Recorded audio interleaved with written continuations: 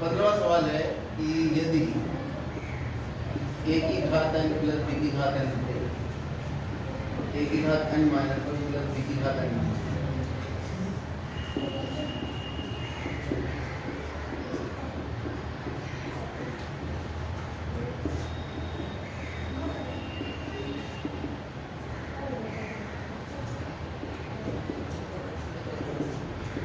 ये सवाल है।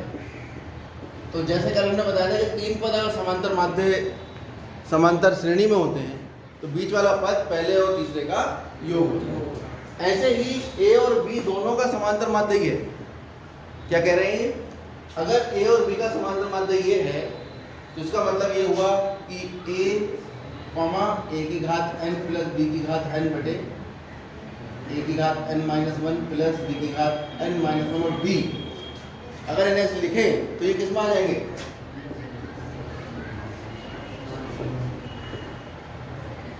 समांतर श्रेणी में होंगे। कल तो ये बात समझाई थी हमने कि अगर दो पदों का समांतर माध्य हमें दे रखा है तो उन दो पदों के बीच में समांतर माध्य लिख दिया जाए तो वो तीनों पद किस में आ जाते हैं? समांतर श्रेणी। और तीन पद अगर समांतर श्रेणी में होते हैं तो बीच वाला पद पहले और तीसरे का क्या होता है? समांतर माध्य। तो चाहे आपको एग्जाम में ऐसे लिख के आ जाए, क्योंकि एग्जाम में क्या होता है चीजें बदल बदल के आती है। पीछे वाला पंखा बंद कर दो, लाइट चली गई, पीछे वाला फैन ऑफ कर दो। हाँ ठीक। तो अगर यह सवाल ऐसे आएगा या ऐसे आएगा, अब हम देखते हैं अगर ऐसे आएगा तब कैसे करेंगे। इसका मतलब है कि a की घात n प्लस b की घात n बटे a की घात n माइनस 1 प्लस b की घात n माइनस 1 a तथा b का क्या है? समांतर माध्य है। तो कल हमने सिद्ध करके दिखा दिया था कि अगर दो संख्याओं का समांतर माध्य है तो वो बराबर होगा दोनों संख्याओं को जोड़ के 2 से भाग कर दीजिए। याद आया कुछ? अरे भूल गए। a, b, c r in ap मतलब समांतर श्रेणी। तो दूसरे में से पहला पद घटाओ या तीसरे में से दूसरा पद घटाओ, या आपस में बराबर होगा, सर्वांतर बराबर होता है समांतर श्रेणी। अब b को इधर ले लो, a को इधर ले लो, b प्लस b बराबर a प्लस c। दो b किसके बराबर आ गया? और b किसके बराबर आ गया? इसका मतलब a और c का समांतर माध्य कौन है? b है। मेरी बात जो मैं कहना चाह रहा हूँ वो समझो। तीन पद अगर समांतर श्रेणी में तो बीच वाला पद पहले और तीसरे का समांतर माध्य होता है, और बीच वाला पद पहले और तीसरे को जोड़ के 2 से भाग करोगे उसके बराबर आ जाएगा। तो ये जब तीनों ये कह रहा है कि ये इन दोनों का समांतर माध्य है तो ये वाला पद जो होगा वो कितना होना चाहिए? a की घात n प्लस b की घात n बटे a की घात n माइनस 1 प्लस b की घात n माइनस 1 बराबर होना चाहिए a और b दोनों पद को योग डिवाइड कर इनकी कर लो तिरछी गुणा।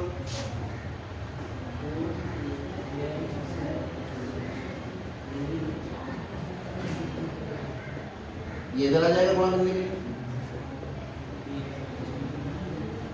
ठीक है। अब गुणा कर दो, इसकी गुणा इससे करोगे a की घात 1 है और n माइनस 1, तो गुणा करके कितना घात जुड़ जाएंगे तो कितना आ जाएगा? a की घात n प्लस इसकी इससे गुणा करोगे तो a गुणा b की घात n माइनस 1। अब b की गुणा होगी और b की गुणा इससे करोगे तो घातें जुड़ जाएंगी, b की घात n आ जाएगा। ये कितना बच रहा है? 2 a की घात n प्लस 2 b की घात। अब a की घात n और b की घात n इधर ले आओ दोनों, तो 2 a की घात में से एक की घात n बचेगा तो a की घात n, और 2 b की घात n में से एक घटेगा b की घात n। ये बचा हमारे पास a b की घात। अब आपको पता होना चाहिए अगर x की घात a माइनस हुई है तो इसका मतलब है x की घात a गुणा x की घात माइनस, क्योंकि आधार समान है तभी घातें जुड़ी हुई। और सीधे सीधे आप इसको ये भी लिख सकते हो। आगे से हम ये याद रखेंगे x की घात a प्लस b नहीं लिखा होगा, उसे x की घात a गुणा x की घात b। घातें जुड़ रही है तो वो आधार में गुणा में होंगी, घट रही हैं तो वो माइनस वाली कौन में होगी, प्लस वाली ऊपर होगी। तो यहाँ पर इसको हम लिख सकते हैं a b की घात n बटे b प्लस इसको लिख सकते हैं b a की घात n बटे a। कोई दिक्कत नहीं? अरे बस अरे भाई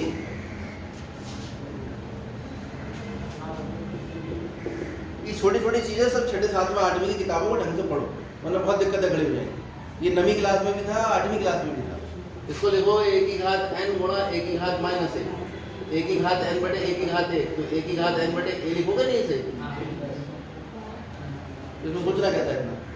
तो यहाँ b की घात b a की घात n माइनस बने तो b a की घात n बटे, अच्छा हाँ सही है, b क्यों आएगा, a नहीं आएगा, a की घात तो n माइनस, यहाँ b की घात n माइनस वन की तो a, b की घात n बटे b की घात 1। अरे ये अप्लाई नहीं कर पा रहे। चलो ये आ गया। अब a की घात n एक साथ ले लो, b की घात n एक साथ ले लो। तो हमारे पास a की घात n माइनस b बटा a गुणा a की घात n बराबर a b की घात n बटे b माइनस b। a की घात n वाले एक तरफ, चला बैठा है। a की घात n कॉमन ले लो, कितना आ गया 1 माइनस b बटा a बराबर b की घात n कॉमन ले लो a बटा b माइनस। दोनों में अंतर माइनस का तो है खाली, ठीक है। जब b की घात n कॉमन ले रहे हैं a बटा b, तो गड़बड़ तो नहीं हुआ है, माइनस चला गया और ये इधर आकर प्लस हो गया। दोनों में प्लस ही है, हाँ दोनों में प्लस है, ठीक है।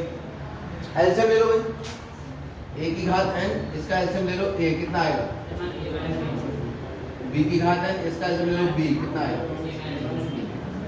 तो अब आपके पास ये आ गया a की घात n, एक घात है ऊपर आकर माइनस गुणा a माइनस b बराबर b की घात n माइनस 1 गुणा a minus b, a minus b से a माइनस b।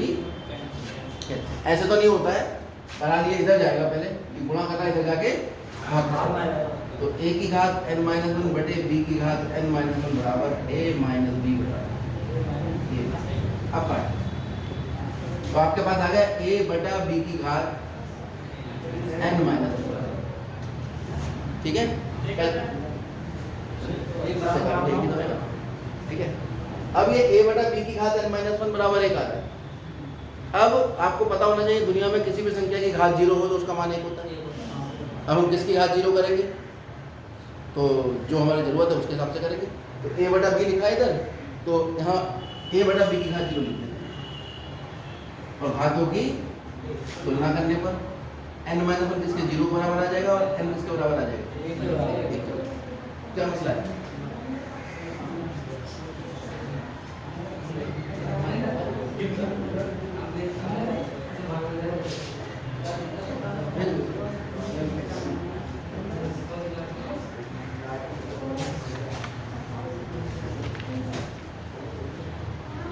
हाँ भाई, इसके बाद अब हम देखेंगे 14वां सवाल। 14वां सवाल जैसे हमने कल करवाया था, आपने अगर कल समझा होगा तो आपको तुरंत समझ में आ जाएगा। 5 और 26 के बीच, सवाल देखो पहले, 5 और 26 के बीच 5 संख्याएं डाली है।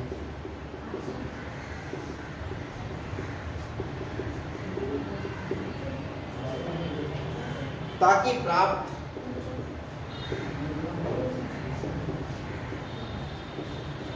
अनुक्रम समांतर श्रेणी बन जाए, ये हमें करना है। हाँ तुम लोग जाओ, तुम खड़ो रिपीट करो। 5 और 26 के बीच ऐसी संख्याएं डालनी हैं जिनको डालने के बाद जो भी अनुक्रम आएगा वो क्या बन जाएगी, समांतर श्रेणी। ऐसी संख्याओं क्या कहेंगे, कल तो बताया था, भूल जाता तुम लोग इतनी, क्या कहेंगे, समांतर माध्य। ऐसे पदों को समांतर माध्य पद कहते हैं। तो माना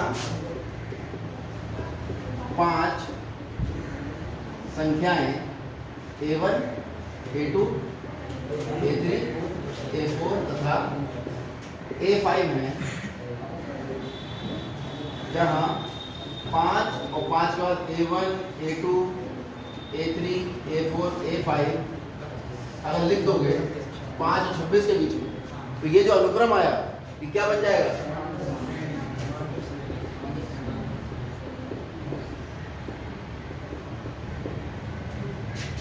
और ऐसी संख्याओं को जिन्हें दो संख्याओं के बीच में डालने पर समांतर श्रेणी बन जाती है, उन्हें समांतर माध्य पद कहते हैं। वो हमने कल आपको निकाल कर दिखाई दिया। चलिए अब यहाँ पर हमने अगर ये पद लिख दिया तो इस श्रेणी का जो समांतर श्रेणी है, पहला पद कितना होगा? पहले पद को ए कहते हैं, 5 होगा। अंतिम पद कितना है? ये बताओ अंतिम पद है कौन सा इसका? छठा पद है। पहला, दूसरा, तीसरा, चौथा पद छठा क्यों होगा? 5 तो पद डाल दिए और 2 पद और थे, कितने हो गए? 7 पद। तो गिन लो, 1 2 3 4 5 6 7। कौन सा पद होगा? 7वां। यानी A7 बराबर 26। और कुल पद कितने हैं इसके? 7। अब केवल डी निकालें। डी निकलते ही हम जानते हैं समांतर श्रेणी में nवें पद का सूत्र होता है a + n - 1 गुणा d। पहला पद गुणा जो भी पद निकाल रहे हो उसमें से एक कम गुणा सर्वांतर। और सर्वांतर कैसे निकलता है? a2 - a1 a3 - a2। तो आप यहाँ पर सूत्र लिखो पहले। an बराबर होता है a + n - 1 गुणा d, जहाँ कौन अननोन है जो नहीं पता तुम्हें? अभी तक an तो पता है, nवां पद a प्रथम पद, n पदों की संख्या होती है। d के बारे में बता दो, d कौन है? सारा। कोई दिक्कत? अब यहाँ पे a का मान 7 लगा, n का मान तो a + 7 - 1 6d। मान लगाओ a7 का मान कितना है? 26। a का मान कितना है? 5। तो यहाँ से d का मान कितना आ जाएगा? 6d बराबर आ जाएगा 26 में 5 घटाओ 21। और d का मान कितना आ गया? 3 7 21, 3 दूनी 6, 3.5 निकला है। किसका मान? d। अब आपको a1 का मान बताना है। a1 इस समांतर श्रेणी का कौन सा पद है? a1 इस समांतर श्रेणी का दूसरा पद है। दूसरा पद को a + 2 - 1 गुणा d। a का मान कितना है? 5। और d का 3.5 कितना आ गया? 8.5। a2 इस समांतर श्रेणी का कौन सा पद है? तीसरा। a प्लस अगर इस सूत्र में लगाएंगे तो 3 - 1 कितना आएगा? 2d। 5 + 2 गुणा 3.5 7 5 12। ऐसे ही a3 कौन सा पद आएगा? 1 2 3 चौथा पद होगा a + 3। ऐसे ही a4 a5 पांचों पद आप निकालें, नोट कर लीजिए।